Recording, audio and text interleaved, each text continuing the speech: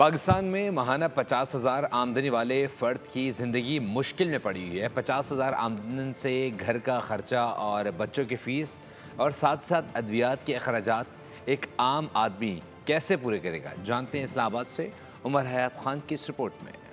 عام آدمی کو ریلیف کے حکومتی دعوے اپنی جگہ، لیکن ایک عام آدمی کا گزر بسر کیسے ہوتا ہے یہ حکومت کو معلوم نہیں۔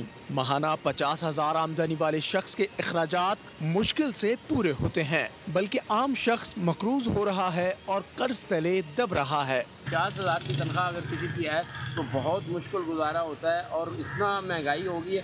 آپ حکومت وقت سے گزارش ہے ہماری کہ اگر پیسے یا تنخواہ نہیں بڑھاتے ہیں تو کچھ مہنگائی کم کر دیں، کوئی ریلیف دیں، کوئی بجلی کی طرف سے دیں، گیس کی طرف سے دیں، کوئی کرایوں میں ریلیف دیں۔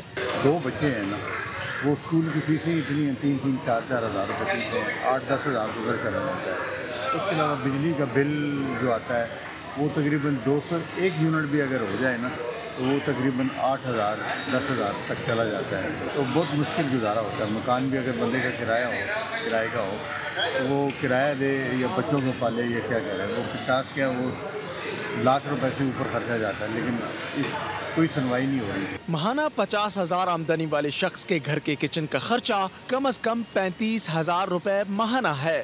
50,000 سے اگر 35,000 منہا کر دیے جائیں تو باقی 15,000 روپے بچتے ہیں۔ 15,000 روپے میں بچوں کے اسکول کی فیس، گھر کا کرایہ، ادویات کے اخراجات، ملازمت پیشہ فرد کے لیے پورے کرنا ناممکن ہو جاتا ہے۔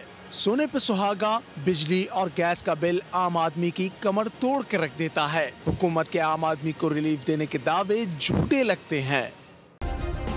سبسکرائب کریں اور بیل دبائیں تاکہ کوئی خبر رہ نہ جائے۔